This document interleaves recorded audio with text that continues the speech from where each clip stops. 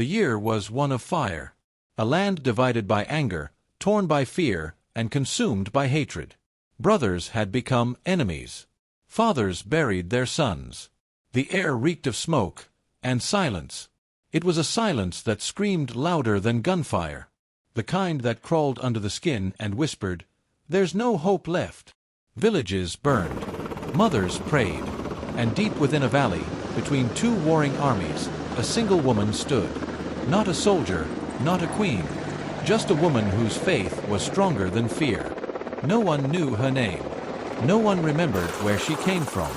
But the day she appeared, the wind itself seemed to pause, as if heaven had taken a breath. They would later call her the woman who stopped a war with a smile.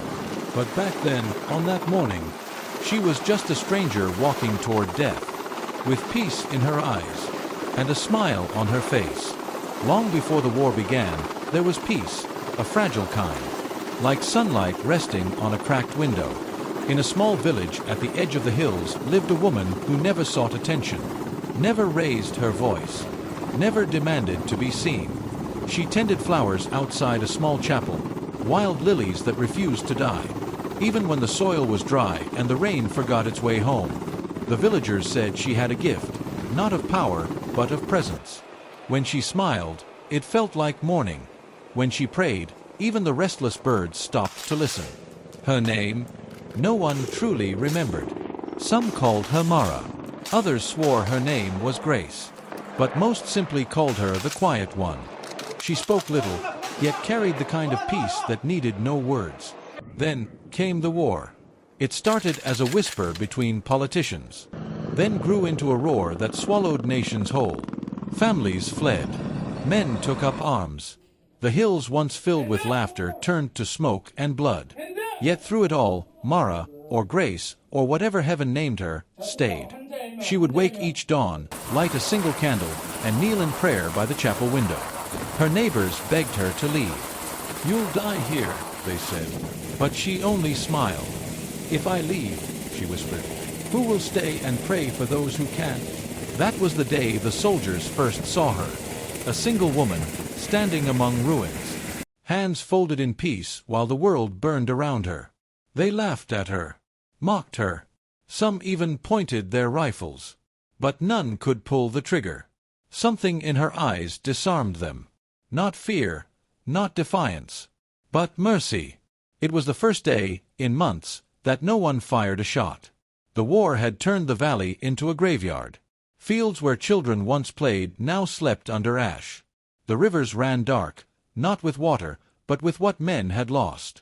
For every shot fired, a prayer was silenced. For every victory claimed, a family was erased. And yet, amidst that ocean of sorrow, the woman still walked, barefoot, unarmed, unafraid. She carried no flag, wore no uniform, only a white cloth around her shoulders, once the curtain of the chapel she prayed in. Torn, but clean. Every morning, she would walk from village to village. Not to preach, not to beg, but to listen. To the mothers who buried their sons. To the children who forgot the sound of laughter. To the soldiers who had forgotten they still had hearts. Some called her a fool. Others began to whisper that she was sent from heaven. One afternoon, as she crossed a ruined bridge, a young soldier stopped her. His hands trembled. His uniform was stained with war and guilt. "Why aren't you afraid?" he asked. She smiled gently. "Because fear belongs to those who have something to lose," she said. "I already gave everything to God." The soldier lowered his rifle. For the first time since the war began, he wept. That night, he left his post. He laid his weapon at the foot of the chapel and lit a candle beside hers. Word spread, of the woman who walked through gunfire with nothing but peace in her heart. Soon, others began to follow her. Not an army of fighters, but of believers. The poor, the broken, the forgotten, walking behind a single smile, hoping it might lead them back to hope. The sun rose that morning behind a wall of smoke. The sky itself seemed tired of watching men destroy what God had given them. On the edge of the valley, two armies faced each other. Enemies by blood, brothers by origin. Between them lay a single stretch of road, broken and blackened, where no one dared to walk. Until she did. The woman in white. She appeared through the haze, her small frame glowing faintly against the ash. No one knew how she reached the battlefield. No messenger, no warning. She simply appeared. Rifles aimed. Commanders shouted. But she didn't stop.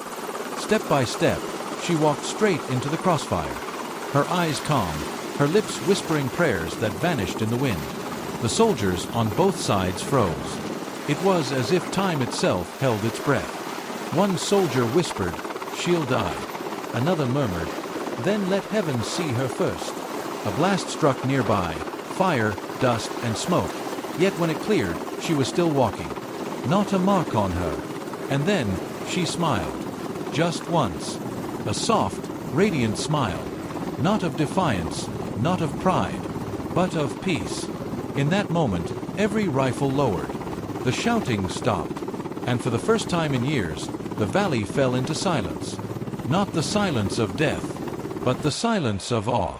She reached the center of the battlefield, knelt down on the dirt, and began to pray. Both armies watched. No one moved. No one fired.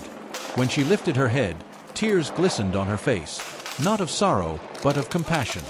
"If you must fight," she said softly, "then fight for peace. For what else is worth dying for?" The wind carried her voice across the valley. It was fragile, almost like a song, but to the soldiers, it felt like thunder. Some dropped their weapons. Some fell to their knees. And others simply wept. They said it was impossible, that no prayer could stop bullets. No smile could silence hatred. But that day, something shifted. As the woman knelt in the dust, her white cloth fluttering like a dove in the wind. Both sides waited, not knowing why. A commander, trembling with rage, raised his hand to give the order to fire. But the gun in his hand jammed. So did the next. And the next. Within moments, hundreds of rifles locked at once. Metal frozen, triggers unresponsive. The sound that followed wasn't gunfire. It was confusion. Shouting. Crying. The sound of fear becoming wonder. Above them, clouds began to gather, dark, yet strangely golden at the edges. A wind swept across the field, bending the grass, cooling the fires. Some soldiers said they heard music, faint, like voices humming from beyond the smoke. Others swore they saw light radiate from her face. Not blinding, but soft. The kind of light that makes you remember what peace feels like. And through it all, she smiled. A gentle smile, one that carried no pride, no victory, only forgiveness. The men who had come to kill each other found themselves lowering their rifles, weeping like children. One soldier walked across the line, laid his weapon on the ground, and offered his hand to the enemy. Another followed. Then another. Within minutes, enemies were embracing where death had ruled. A single smile had done what thousands of soldiers could not. It had ended a war. The woman rose to her feet, her eyes glistening. "Peace," she whispered. "Let it live here." And then, as suddenly as she appeared, she was gone. The war ended that day, though no treaty was signed. No leaders met. No victory declared. The guns that jammed on the battlefield were never repaired. Not because they couldn't be, but because no one ever tried again. For the first time in years, the valley slept under silence that felt alive. A silence filled with healing. Men who had once sworn to kill each other now shared food and water beneath the same torn banners. Mothers came out from hiding, carrying candles instead of tears. Soldiers began to rebuild the broken chapel. Stone by stone, wall by wall. The same chapel where the woman had once prayed. In its center, they placed her white cloth on the altar, burned at the edges, but untouched by blood. No one knew where she had gone. Some said she walked into the forest and vanished. Others believed she was an angel, sent only for that day. But what she left behind was undeniable.